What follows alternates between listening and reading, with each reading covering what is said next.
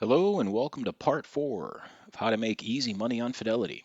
So we have talked about mutual funds and ETFs, and now we're going to get into the nitty-gritty good stuff of stocks and how to actually find stocks, which is I know what everybody wants to dive into. So in the very first video, we talked about going through stocks, ETFs, and mutual funds. There are other vehicles or ways to invest.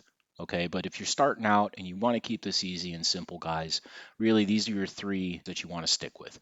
We've got the stocks ETFs, and when we click on this page, like before, there is a little secret. You go down to this today's events, upgrades, downgrades, and that is going to pull up a new tab to the upgrades, downgrades window.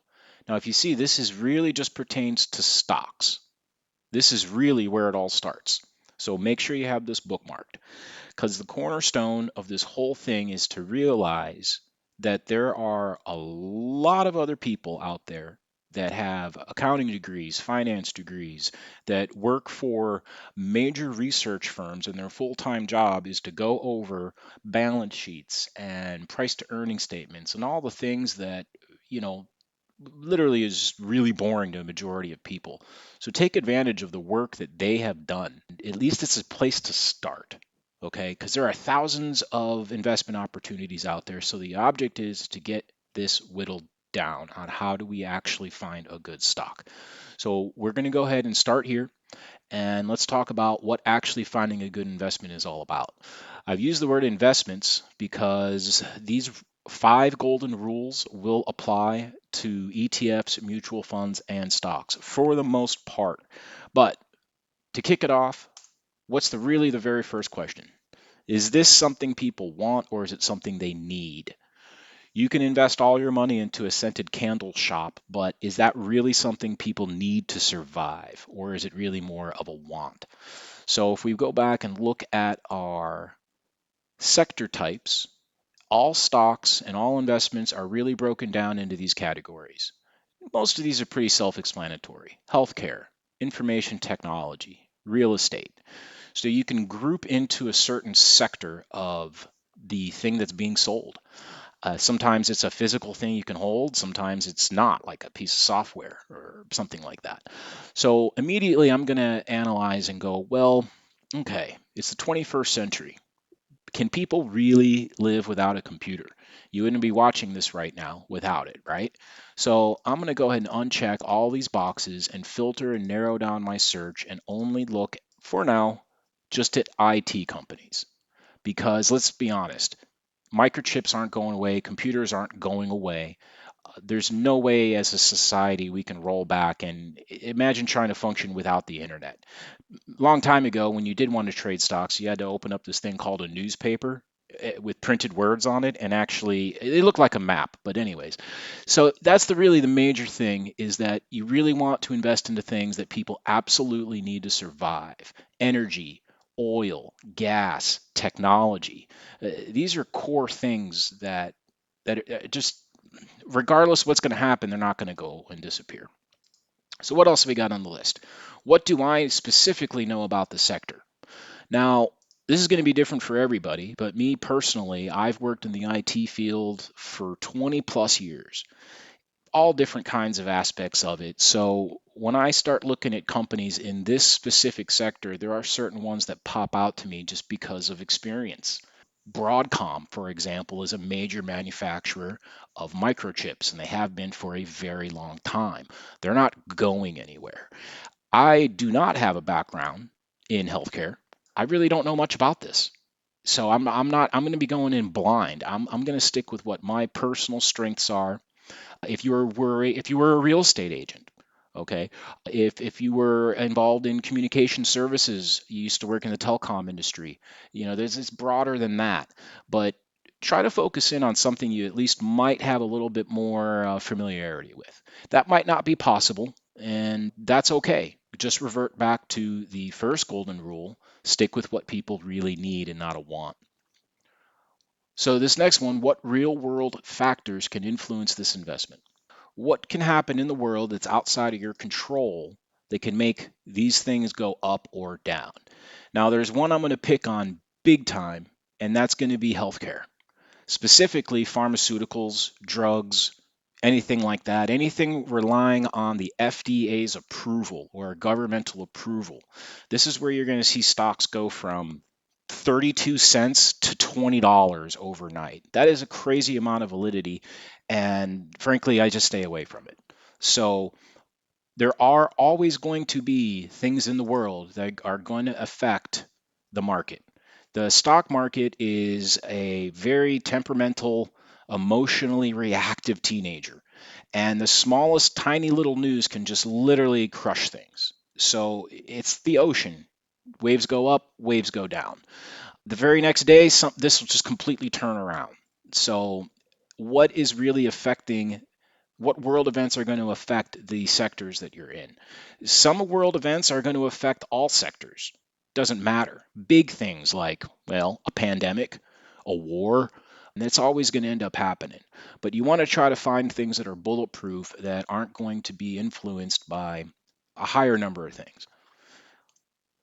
Now, does the price of the investment align with my investment goals? This is important because when you start looking at actual particular prices, we'll take a look at this guy right here, XTI Aerospace. Now, this is a stock that's $1.43. You want to start looking at these things that you can buy into, not by dollar amounts, but by percentages. The percentages is the most important part. Making 10% can mean a world of difference if you're talking about a $100 investment or a $1,000 investment. Okay, so how much money, how many pennies, how many cents does this need to go up to get a gain that is worth it? Okay, so you want to try to find a stock that isn't too cheap because the risk is so high, but you also don't want to find a stock that's too expensive. Now, this one, $87. So, in order to make a decent amount of change on this, if this went from $88 to $90, that's a pretty small percentage gain. You can do the math on that, but it's pretty basic.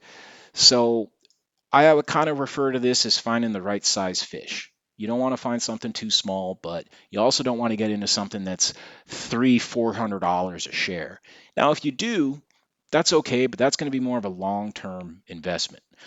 And and that's fine. That's absolutely fine. It just depends on what it is you're trying to do. If I'm trying to make money easily and quickly, I'm going to avoid buying stocks that are going to be exorbitantly priced because it's going to take a lot more for that price increase to go up for me to see a percentage gain that I find worth it.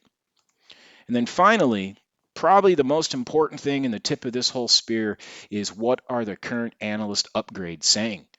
And this is where this screen that we go back to is so crucially important. I'm going to go ahead and uncheck these three boxes up here. And I just want to look at upgrades in the information technology sector for the past week. Now I have a list that's been compiled. So we've got something to work with here. Technically 111 of them. All right. And right here, you got the name of the company and then the research firm. These are the analysts. These are the research firms. These are companies that their only mission is to dig into all the boring stuff you don't want to look at. And you see some that you're going to be familiar with, like Raymond James. You'll see the Zacks Investment Research a lot, Trading Central. So what we're looking for is any of these companies, any of these analysts that said, hey, we're going to upgrade this to buy or outperform. These are good things. So we're going to be like, all right, well, there's already some traction going here with this. Let's just take a look at AMD. This is a big one that a lot of people are familiar with, or I should say Intel's competitor to making microchips. So I'm going to go back to Yahoo just for the simplicity of this. Type in the symbol AMD. We'll type this in. We'll go ahead and type this in, and then we got our chart. Now, this is our one-day view. Let's look at 1 month. And what we see here are these orange dots on the chart here. This is what I'm looking for. If you just hover over this, you can see right here, analyst rating, Barclays, and the price action has been raised from a price target of $200 a share to $300 a share. Now, this came out October 6th. which is less than a week ago. So you got Jeffries, price target goes from 170 to 300. So there's another firm that's saying, hey, we think this is going to go to 300. And now we got another one here, Goldman and Sachs. And theirs is a little different. They're saying previously we said it was 150, but we think it's going to go to 210. And that came out October 8th. So it's already at 214, and that was at close on October 10th. Let's go back another 6 months. Wow, we've got a lot more dots over here. So now I'm playing the game of let's go back in time and say, well, okay, back in June, what was going on? Who was the firm saying what it's going to do? We can go back and analyze that, look at it, and say, were they right? Time will always tell. And with this, you can start to build a compilation of analyst firms or research firms that are your favorite. Fidelity itself does have a research firm scorecard, which they basically are looking at how many times have these people been right. So this is also a wonderful investment. This is all on Fidelity, and it's something a lot of people just don't know about. According to them, this Ford equity research company over here is pretty much one of the top dogs, and you can see their scorecards. You click on research firms over here, and it gives you the entire list.